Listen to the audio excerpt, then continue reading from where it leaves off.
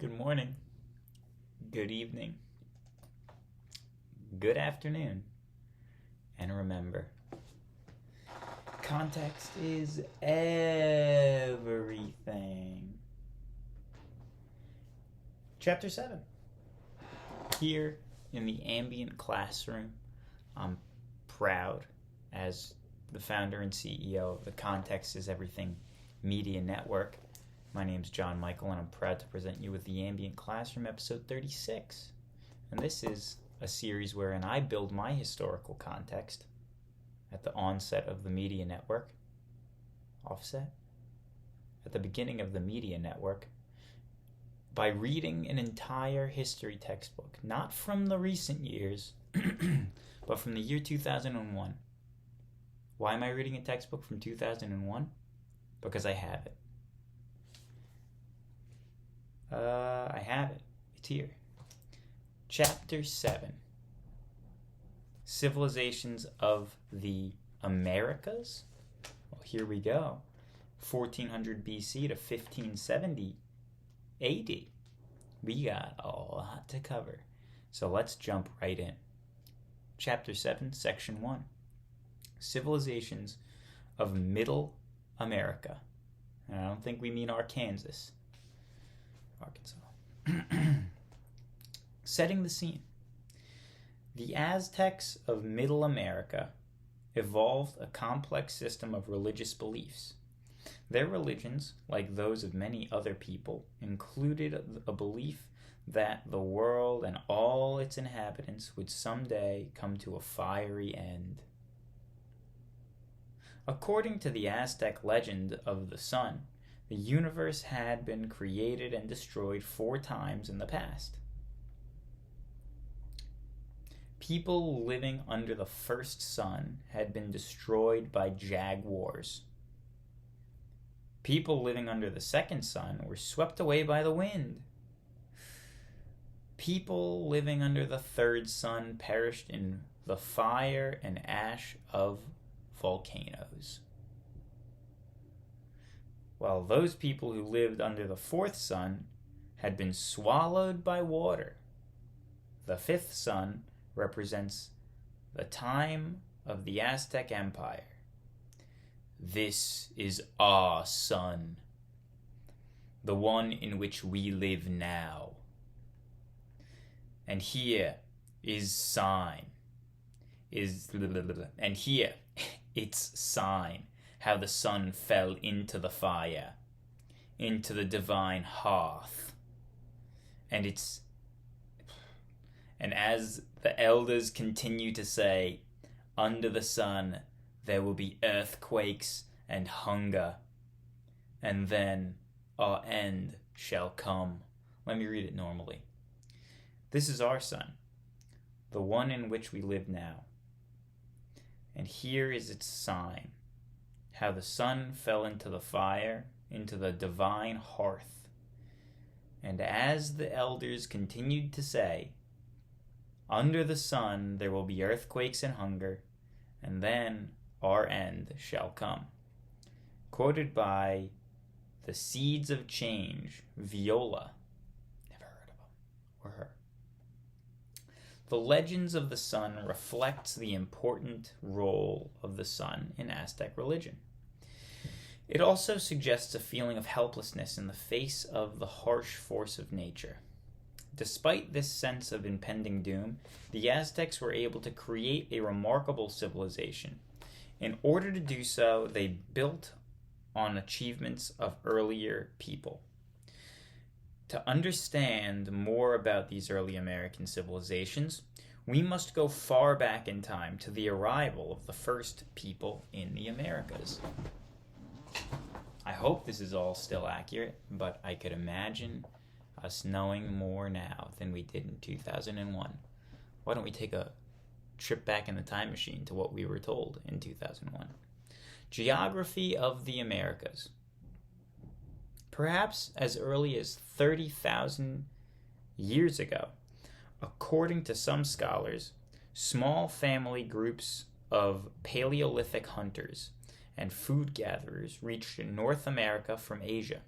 This great migration took place during the last ice age.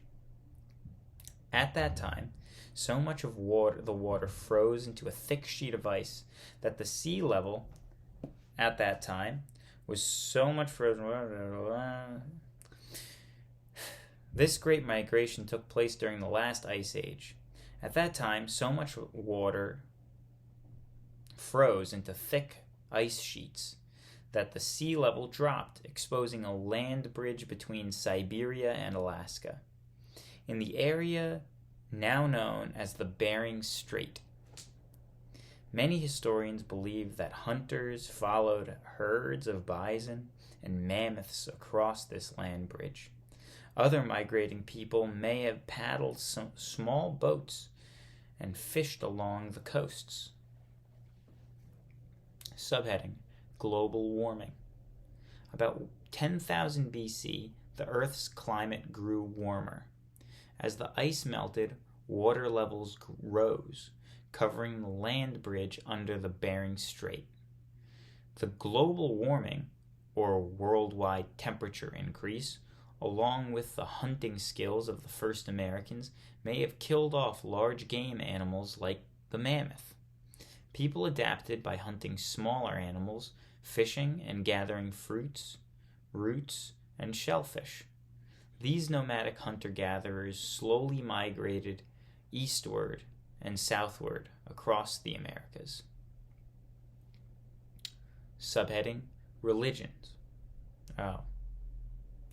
I've told you before, and I'll tell you again, I'm going to become a better reader. That's part of the reason I'm doing this. Regions. What lands did the first Americans explore and settle? The Americas are made up of two continents, the North American and South America. Within these two geographic regions is a cultural region that historians call Middle America. Middle America includes Mexico and Central America and was home to several early civilizations. Great mountain chains formed a spiny backbone down the western Americas. The North America Rocky Mountains split into the east and west Sierra Madre of Mexico. The towering Andes run down the length of South America. The continents are drained by two of the world's three largest rivers, the Amazon in the south and the Mississippi in the north. The first Americans adapted to a variety of climates and resources. Far to the north and to the south, people learned to survive in icy, treeless lands. Closer to the equator, people settled in the hot, wet climate and thick vegetation of the Amazon rainforests. Elsewhere, hunters adapted to deserts like the Atacama of Chile, woodlands like those in eastern North America, and the fertile plains or rolling flatlands of both continents. Subheading: Agricultural Revolution. In the Americas, as elsewhere, the greatest adaptation occurred when some people learned to cultivate plants and domesticate animals. Archaeologists think that farming was partly a response to the disappearance of large mammals. With fewer animals to hunt, people came to depend more on other food sources. In Mexico, or perhaps farther south, Neolithic people began cultivating a range of crops, from corn and beans to sweet potatoes, peppers, tomatoes, and squash. These changes took place slowly between about 8500 BC and 2000 BC. Early American farmers learned to domesticate animals. In South America, domesticated animals included the llama and other creatures valued for their wool. However, the Americas had no large animals such as oxen or horses that were capable of bearing heavy loads or pulling wagons. This lack of draft animals would limit development in some areas. New heading: Legacy of the Olmecs. O-L-M-E-C-S. Olmecs. The earliest American civilization emerged in the tropical forests along the Mexican Gulf Coast.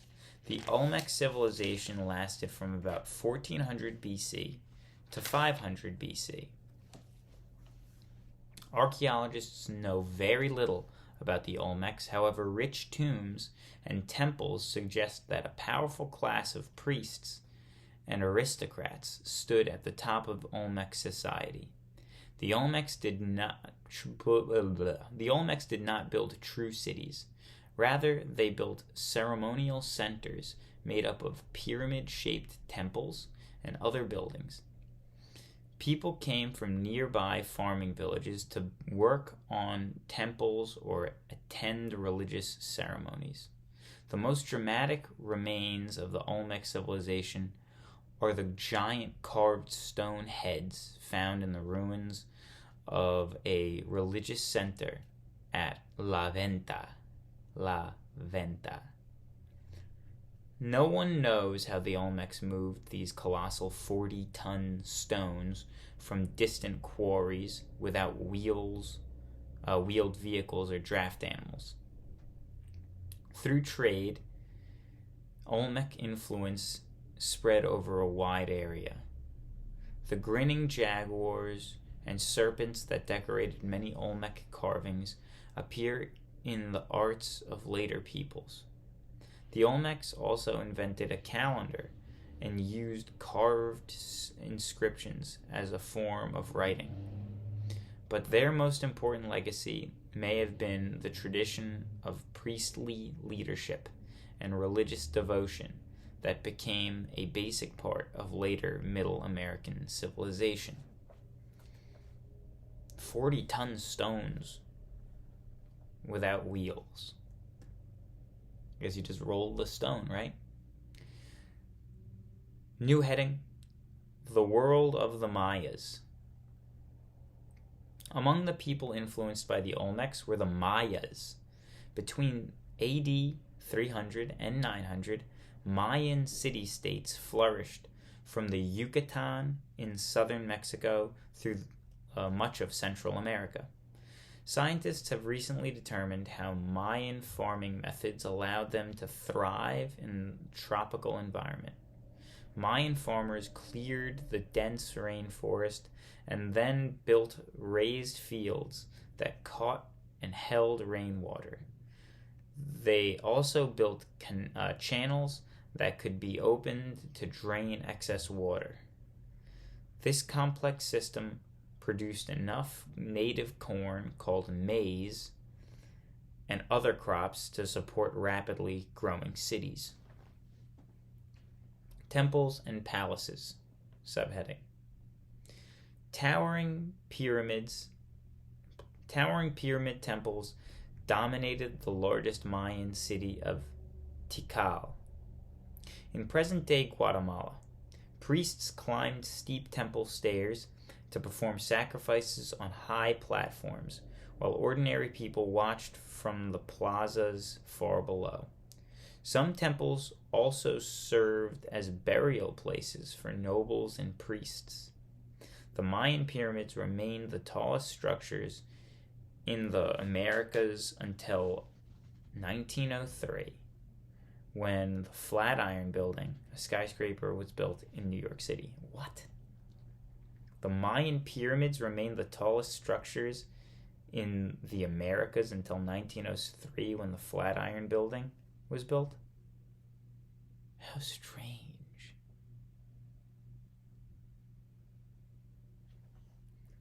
Subheading: Social classes.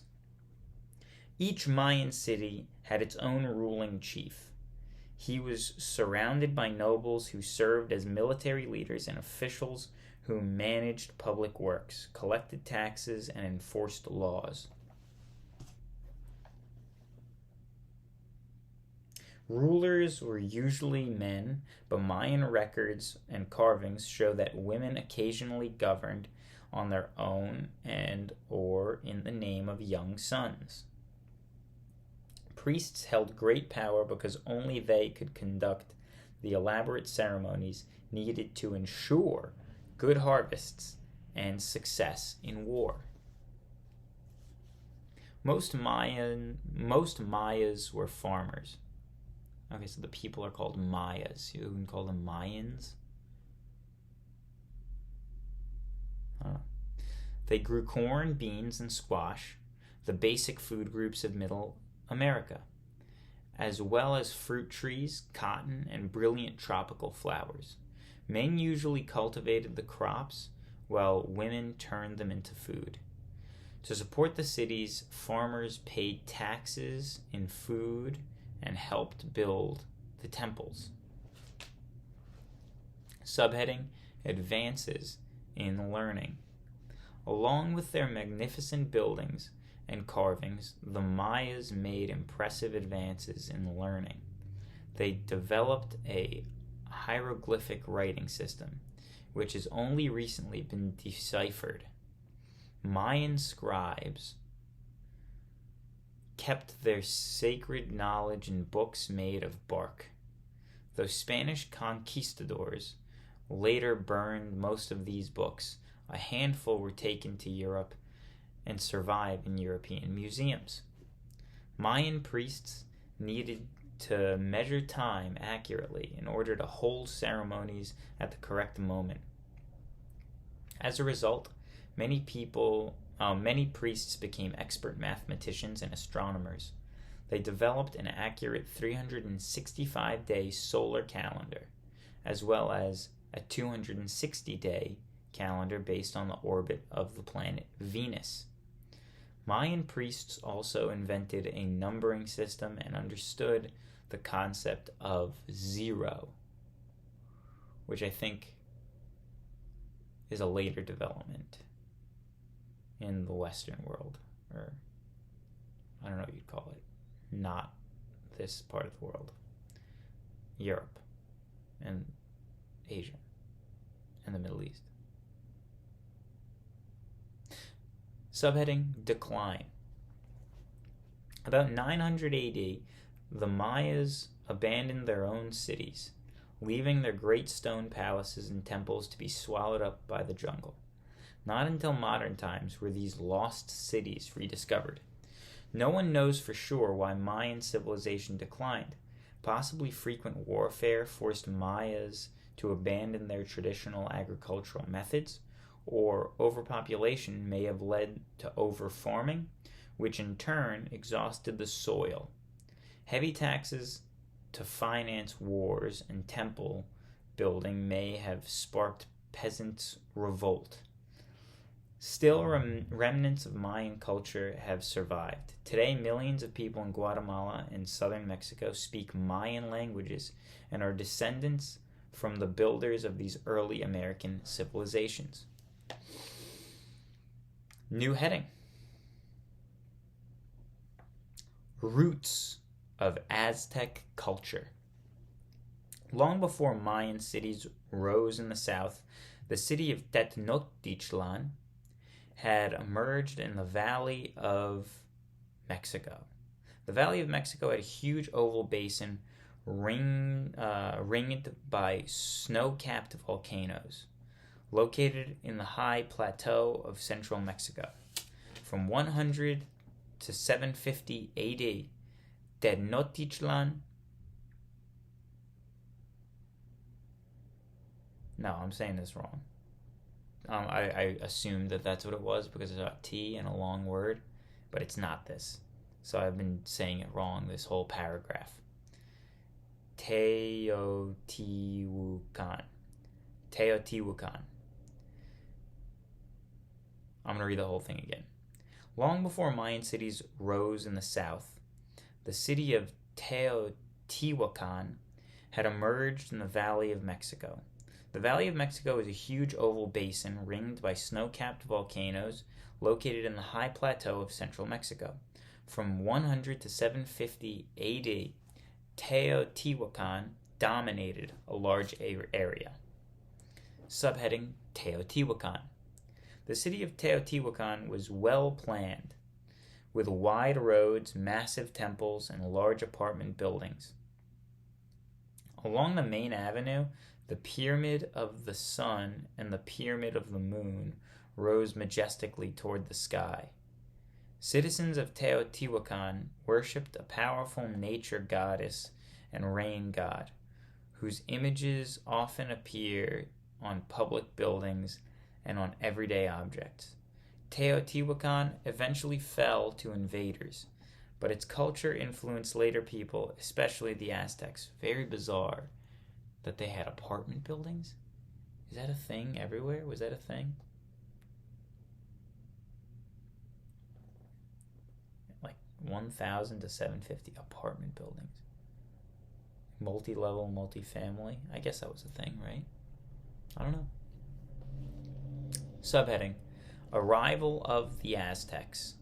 In the late 1200s, bands of nomadic people, the ancestors of the Aztecs, migrated into the Valley of Mexico from the north, according to Aztec legend. The gods had told them to search for an eagle perched atop a cactus holding a snake in its beak. They finally saw the sign in a swampy land in Lake Texcoco. Once settled, the Aztecs shifted from hunting to farming. Slowly, they built the city of Tenochtitlan.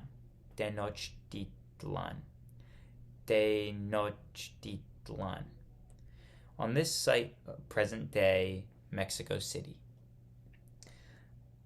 As their population grew, the Aztecs found ingenious ways to create more farmland. They built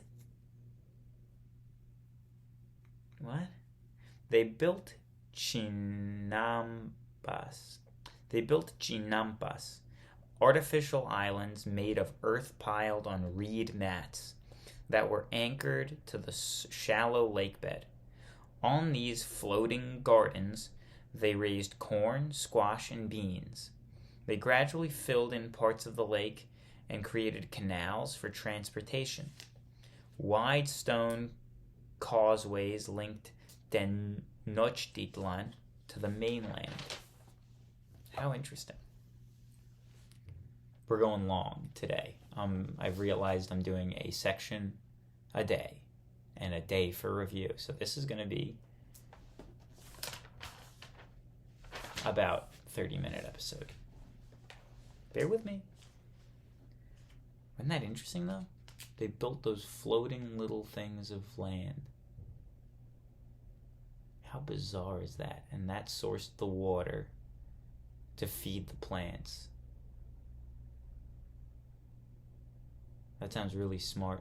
That sounds like something that is a unique innovation to the Aztec culture. Let's see what else they have to say. Conquering an empire. Subheading: In the 1400s, the Aztecs greatly expanded their territory. Through a combination of fierce conquests and shrewd alliances, they spread their rule across most of Mexico, from the Gulf of Mexico on the east to the Pacific Ocean on the west. By 1500, the Aztec Empire numbered an estimated 30 million people. War brought immense wealth as well as power. Tribute, or payment from conquered peoples, helped Aztecs turn their capital into a magnificent city. This illustration certainly does look magnificent. Heading: The world of the Aztecs. When the Spanish reached Tenochtitlan in 1519, they were awestruck at its magnificence. The Spanish conqueror Hernán Cortés described the city as it looked then. "The city has many squares where markets are held and trading is carried on. There is one square where there are daily more than 60,000 souls buying and selling, and where are found all kinds of merchandise products in these countries, including food products, jewels, and gold and silver, lead, brass, copper, zinc, bones, shells, and feathers. Hernan Cortés, quoted in Latin American Civilization by Keene. And that was not a good accent. It was my first try going away from the British accents, which are also not good.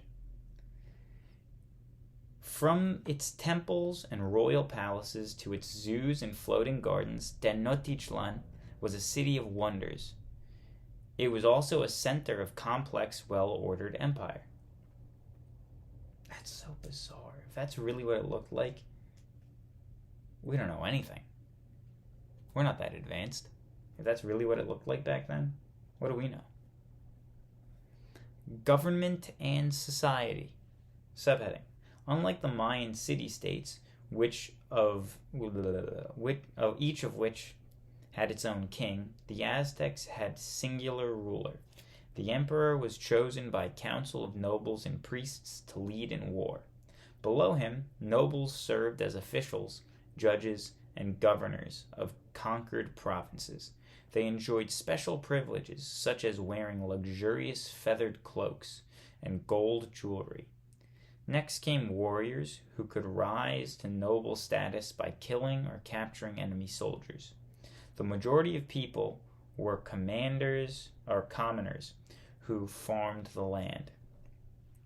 At the bottom of society were slaves, mostly criminals or prisoners of war. Despite their low status, slaves' rights were clearly spelled out by the law. For example, slaves could own land and buy their freedom. Let me show you the illustration that the book offers of what Tenochtitlan might have looked like. Sprawling cityscape with high-rise pyramids, wide roads, and slave labor.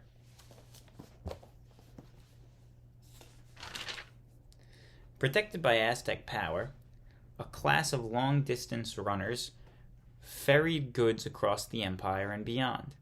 From the highlands, they took goods such as weapons, tools, and rope to barter for tropical products such as jaguar skins and cocoa beans. They also served as spies, finding new areas for trade and conquest. That sounds inefficient. One person running with a few items, that doesn't make any sense at all. But whatever. Subheading, religious beliefs. The priests were a class apart. They performed the rituals needed to please the many Aztec gods and prevent droughts, floods, and other disasters. The chief Aztec god was Huitzilopochtli, the sun god. His giant pyramid temple towered above the central Tenochtitlan.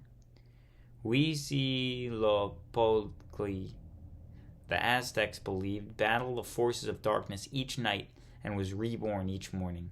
As the legend of the sun shows, there is no guarantee that the sun would always win.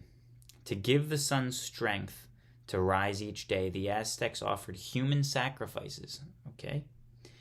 Priests offered the hearts of tens of thousands of victims to Huitzilopochtli and other Aztec gods.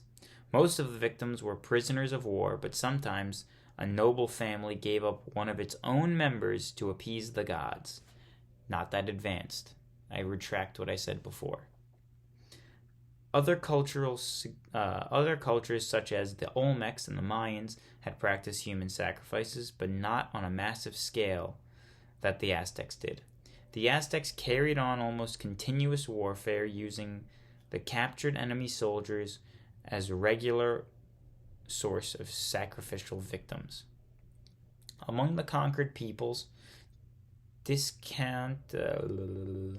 discontent. Okay. Among the conquered peoples, discontent festered, and rebellion often flared up. When the armies from Spain later arrived, they found ready allies among peoples who were ruled by the Aztec Empire. We're almost there. Education and learning. Subheading. Priests were the keepers of Aztec knowledge. They recorded laws and historical events. Some ran schools for the sons of nobles. Others, their knowledge of astronomy and mathematics, used them to foretell the future. The Aztecs, like Mayas, had an accurate calendar.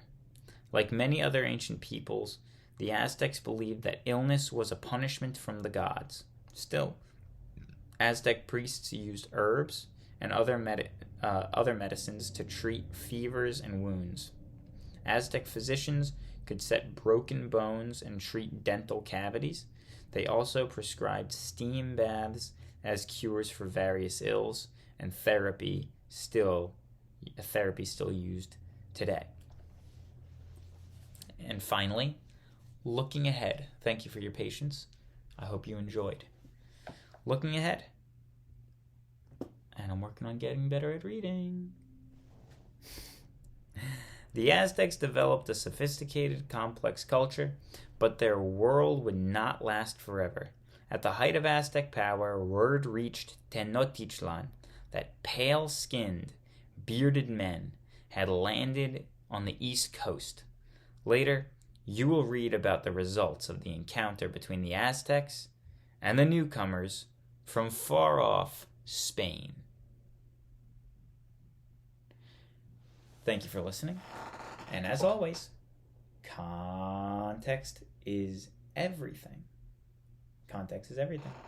Context is everything. Yes, it is.